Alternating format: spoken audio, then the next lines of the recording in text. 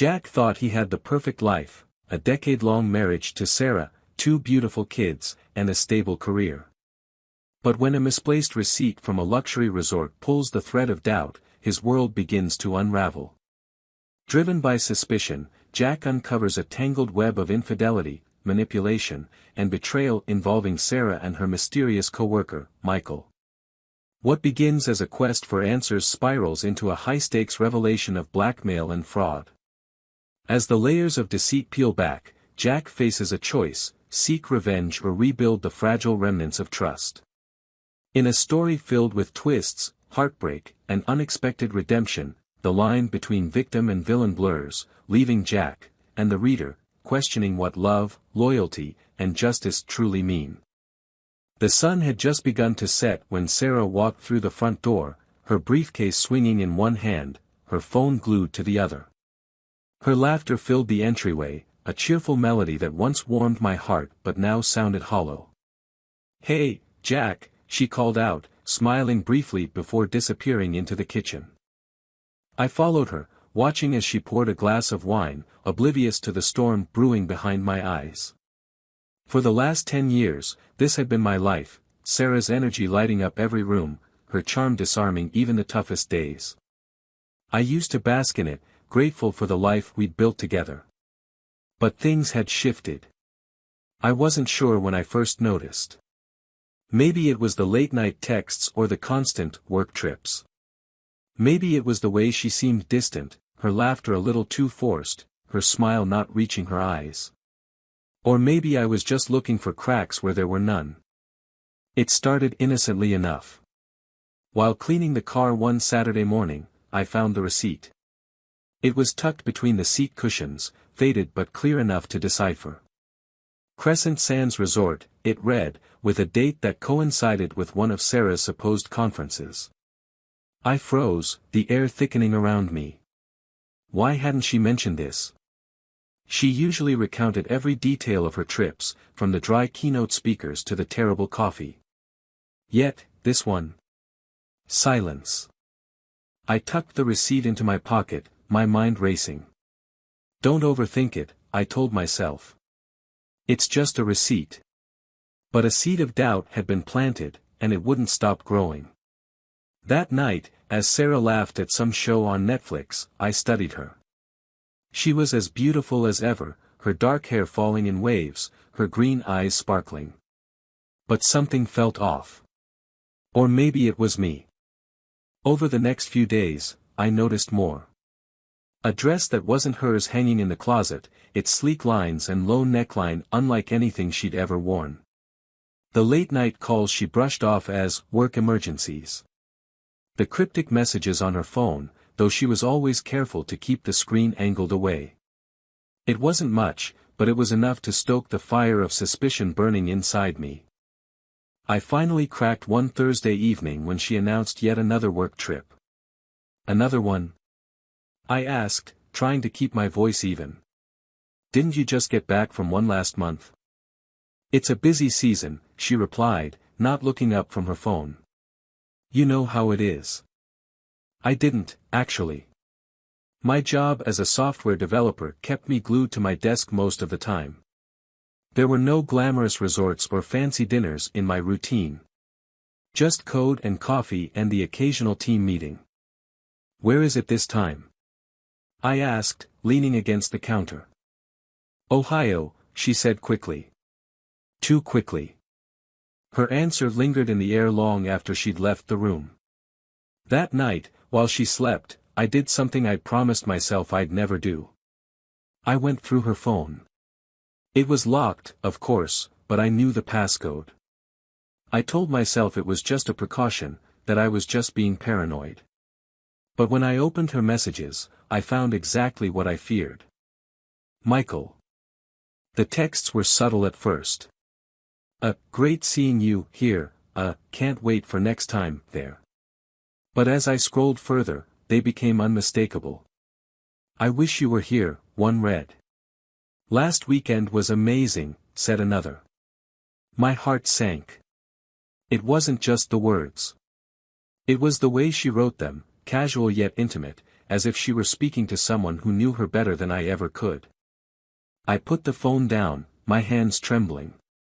It felt like a betrayal to even be holding it, like I'd crossed a line I couldn't uncross. But the damage was done. The doubts I'd been trying to ignore were now staring me in the face, undeniable and unforgiving. The next day, I couldn't focus on work. Every time I tried to write a line of code, Michael's name popped into my head. Who was he? How long had this been going on? And, most importantly, why? I thought about confronting Sarah, but I wasn't ready. Not yet. I needed more proof. That evening, I started digging. I checked our bank statements, looking for anything out of the ordinary. And there it was, charges from Crescent Sands Resort. Spa services. Romantic dinners. All dated to her work trip weekends. My chest tightened as I scrolled through the transactions. How had I missed this? Was I so blind, so trusting, that I couldn't see what was right in front of me? By the time Sarah came home, I had enough evidence to fill a folder. But I wasn't ready to confront her.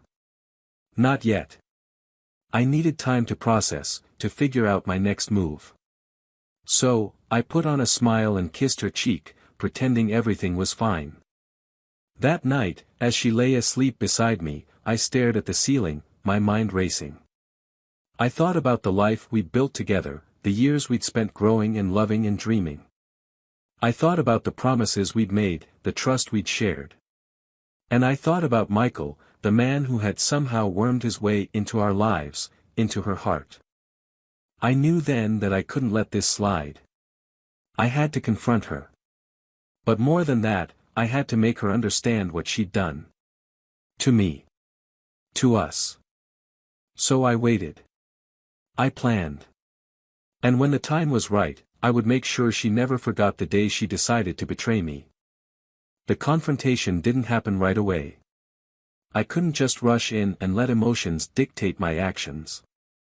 No, I needed to be meticulous, to ensure there was no room for her to squirm or twist the narrative.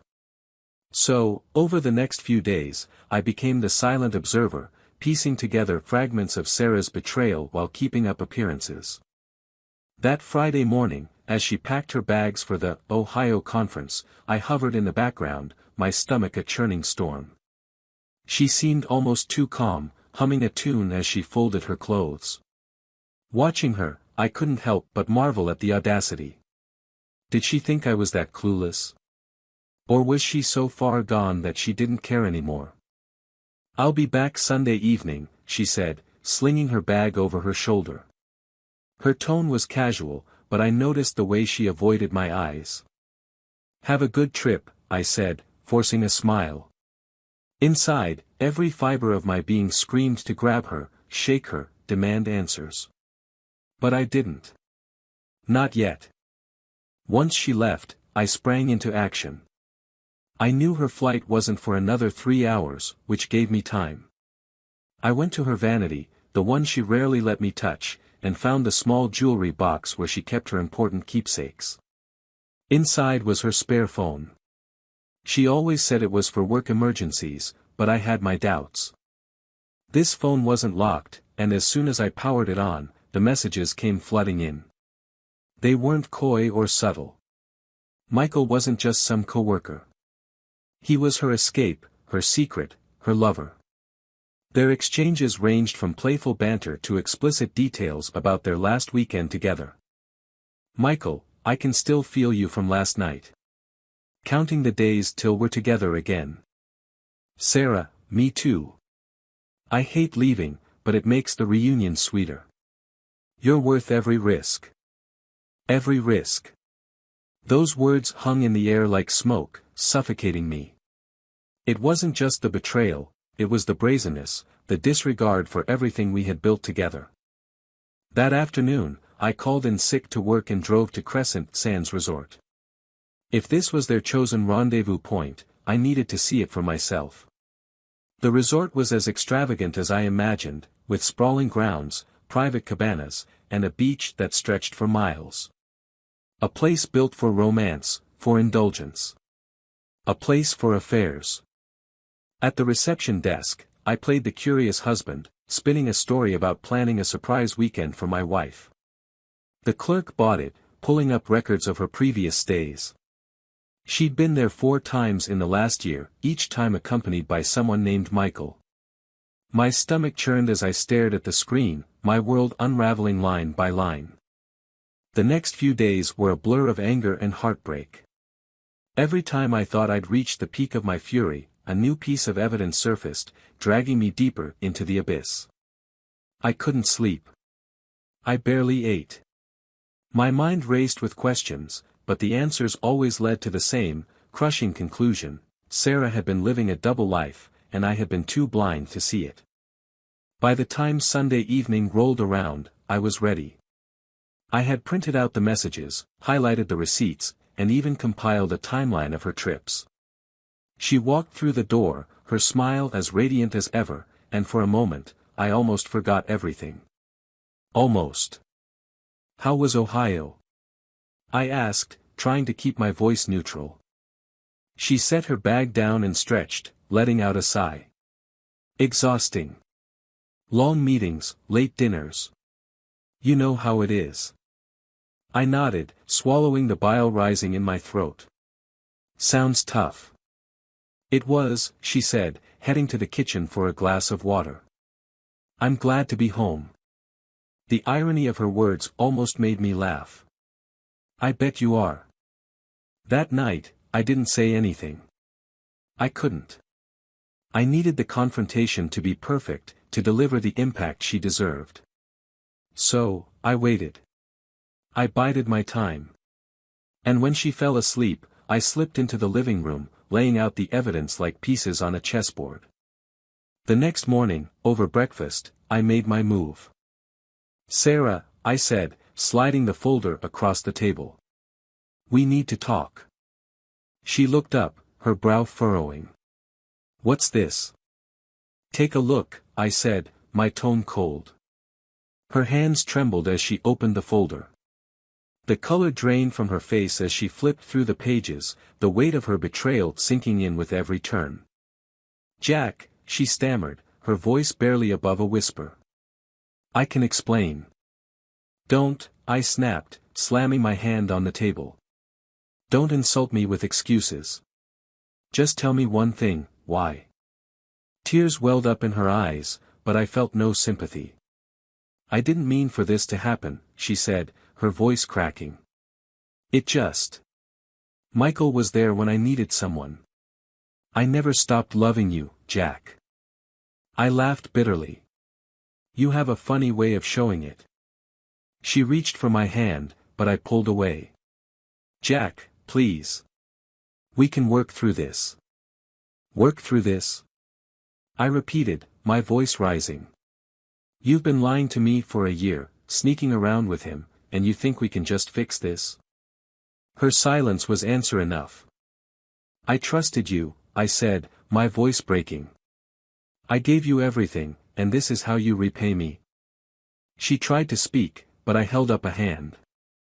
"Save it. You made your choice, Sarah. Now it's my turn."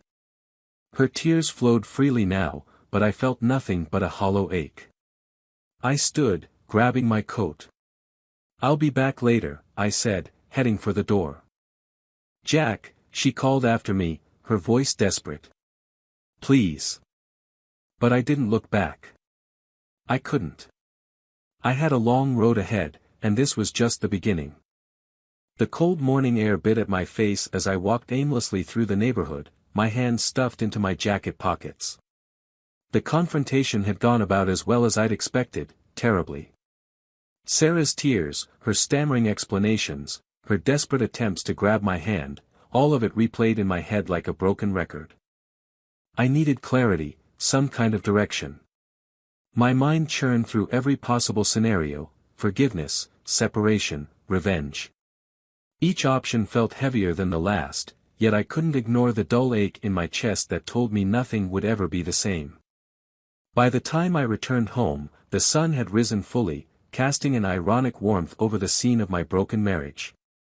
Sarah was still there, sitting at the kitchen table, her face pale, her eyes red and swollen. She looked up when I entered, but I avoided her gaze and went straight to the coffee maker. The silence stretched between us, thick and oppressive. "Jack," she said finally, her voice raw. "Please, can we talk?" I turned to face her, leaning against the counter. "Talk about what, Sarah?" "The months of lies. The fact that you risked everything for some guy named Michael. What's left to say?" Her eyes brimmed with fresh tears. "I know I've hurt you, and I'll never forgive myself for that. But I need you to understand. I didn't plan for this to happen." "Didn't plan for it?" I echoed, my voice rising. "You booked resorts, bought dresses, lied to my face about work trips. That takes planning, Sarah." She flinched, but I didn't care. My anger was a tidal wave, and I was done holding it back. "Do you know what it felt like?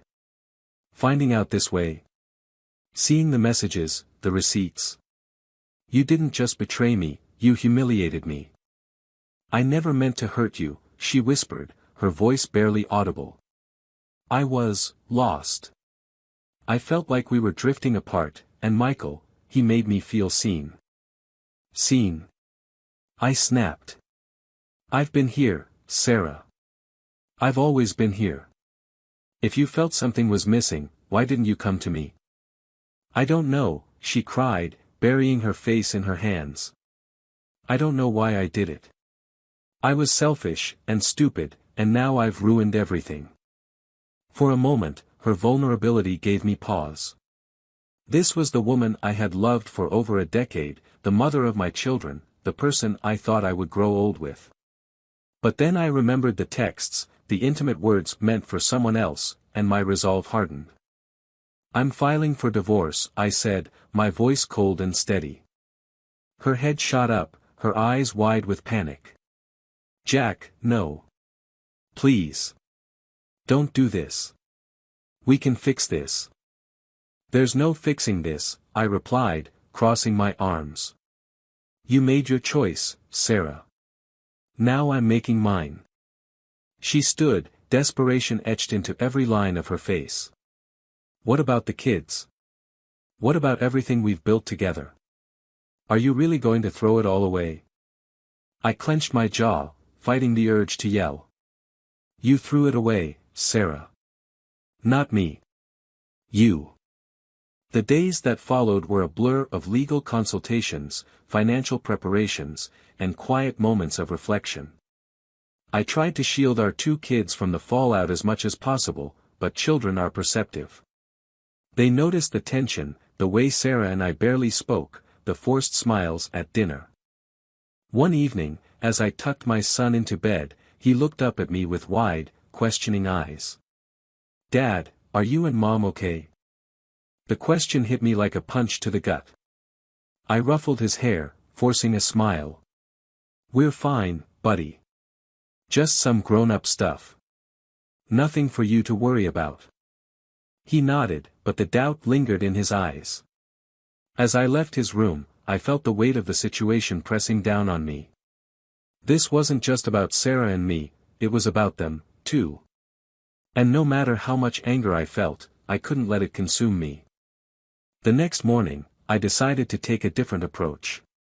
I needed clarity, closure, and, yes, a bit of revenge. But it had to be methodical, calculated. I reached out to Michael's wife. Finding her contact information wasn't difficult. A quick search of social media led me to her profile, a carefully curated collection of smiling family photos and inspirational quotes. I sent her a message, careful to keep my tone neutral. "Hi, my name is Jack. I believe we need to talk about something that concerns both of us. It's about your husband, Michael, and my wife, Sarah." She responded within the hour, agreeing to meet at a nearby cafe. When I arrived, she was already there, a petite brunette with a tired but kind face. She introduced herself as Emily and gestured for me to sit. "I won't sugarcoat it," I began, sliding the folder across the table. Your husband has been having an affair with my wife. Her hands trembled as she opened the folder, her expression shifting from confusion to heartbreak as she took in the evidence. I had no idea, she whispered, tears pooling in her eyes. Neither did I said bitterly. Until recently. We sat in silence for a moment, the weight of our shared pain settling between us. Finally, Emily spoke. What are you planning to do? Divorce, I said simply. And make sure Sarah and Michael face the consequences of their actions. She nodded, her jaw tightening. Me too. He won't get away with this. We exchanged contact information, agreeing to stay in touch as we navigated the fallout. As I left the cafe, a sense of resolve washed over me. For the first time in weeks, I felt like I was taking control of my life. That evening, as I packed up some of my things, Sarah approached me.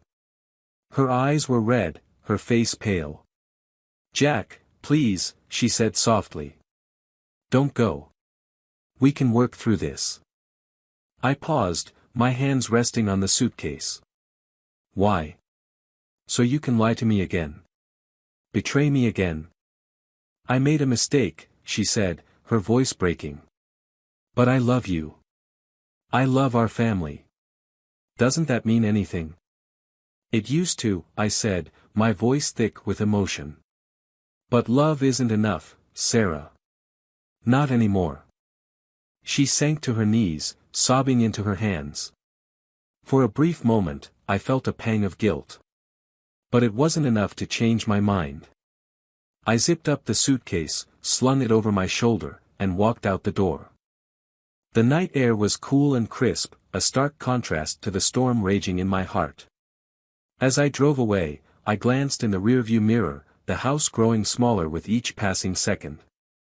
I didn't know what the future held, but one thing was certain, I was done being the victim.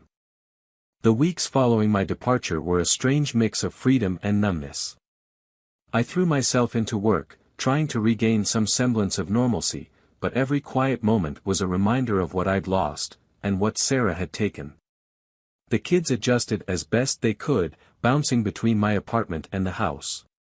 Sarah, to her credit, kept her interactions civil, though every time we exchanged the kids, I could see the sadness etched into her face. Despite everything, I couldn't let go of the anger. It simmered beneath the surface, waiting for a release. I'd thought that exposing Michael's affair to Emily would satisfy me, but it didn't. I needed something more, some closure. That's when Emily called me. Jack, you're not going to believe this, she said, her voice shaking with both excitement and nerves. Michael's been lying to both of us. I found something. I agreed to meet her at her house. When I arrived, she ushered me into her living room, where a laptop sat open on the coffee table. I don't know how I missed it before, she said, pointing to the screen. But Michael's been funneling money from his job. And not just small amounts, tens of thousands. I stared at the screen, the evidence undeniable. Bank transfers, fake invoices, a paper trail that screamed fraud. What does this have to do with Sarah? I asked, still struggling to connect the dots. Emily hesitated, biting her lip. Look at this. She opened another folder, this one full of photos. They were surveillance images, grainy but clear enough to show Michael and Sarah together, not just at Crescent Sands, but in various locations, restaurants, parking lots, even an office. Where did you get these? I asked, my mind racing. Private investigator, she said. I hired one after our meeting. I had to know everything. One photo caught my eye. It showed Michael handing Sarah an envelope, her expression unreadable. What's in the envelope? I asked. That's the thing, Emily said, her voice lowering. I think she's in on it. The money. The fraud. I felt the floor drop out from under me. What? No. Sarah might have cheated, but she wouldn't do something illegal. Emily gave me a pitying look. Are you sure about that? That night, I couldn't sleep. The idea of Sarah being involved in something so underhanded didn't sit right with me, but neither did the evidence. Why else would she meet Michael so often outside the context of their affair? Why the secrecy, the late nights, the constant excuses? I needed answers, and I knew where to get them. The next morning, I called Sarah. "We need to talk," I said. "Jack, I don't know what else there is to say," she replied, her voice weary. "Not about us. About Michael." There was a pause. "Michael? What about him?" "Just meet me," I said, giving her the address of a coffee shop. She showed up an hour later, looking nervous but composed. I wasted no time. "Emily found evidence that Michael's been embezzling from his company. And there are photos of you meeting him, photos where he's handing you envelopes. Care to explain?" Her face went pale. "What? No. That's not what it looks like." "Then what is it?" I demanded. "Because from where I'm sitting, it looks like you're in this up to your neck." Tears filled her eyes, but I couldn't tell if they were from guilt or frustration. "It's not what you think, Jack. Yes, Michael gave me money, but it wasn't because of the fraud. It was," she hesitated, her voice breaking. "It was blackmail." My jaw dropped. "Blackmail? What are you talking about?" She wiped her eyes, taking a shaky breath. "He found out about my affair with him, before it started, even. I made a stupid mistake, Jack. I vented to a coworker about feeling distant from you, and somehow Michael overheard. He started sending me messages, showing up at my office, saying he could make things better. When I tried to pull away, he threatened to tell you everything. And when I did finally end it, he demanded money to keep quiet." I stared at her, my emotions warring between anger and disbelief. "Why didn't you come to me?" "Because I was ashamed," she said, her voice trembling. "I didn't want to lose you. I thought I could fix it on my own. By paying him off." I said incredulously. "Do you realize how dangerous that is?" "I didn't know what else to do," she cried. "I thought if I gave him what he wanted, he'd leave us alone." My mind reeled as I tried to process her words. If what she was saying was true, then Michael wasn't just a cheating husband, he was a predator. And Sarah, for all her flaws, had been his victim as much as I had. Emily and I took the new information to her private investigator, who helped us compile everything into a report. The more we dug, the darker the picture became. Michael had been running his scheme for years, targeting not just Sarah but other women as well. He used charm and manipulation to exploit vulnerabilities, weaving a web of deceit that ensnared everyone around him. When we finally presented the evidence to the authorities, they were stunned. Michael was arrested within days, his house raided, his accounts frozen. Emily filed for divorce, cutting ties with him completely. As for Sarah and me, things remained complicated. The betrayal still lingered, a wound that hadn't fully healed. But for the first time, I saw her in a new light, not as the villain in my story, but as someone who had made mistakes, who had been broken in her own way. One evening, as we sat across from each other at the dining table, she looked at me with tears in her eyes. "Jack, I know I can't undo what I've done. But I want to try. For us. For the kids." I didn't answer right away. The road ahead was uncertain, and trust would take time to rebuild. But as I looked at her, I saw a glimmer of the woman I had fallen in love with, the woman who, despite everything, was still worth fighting for. "Let's take it one day at a time," I said finally. And for the first time in months, the weight on my chest felt just a little lighter.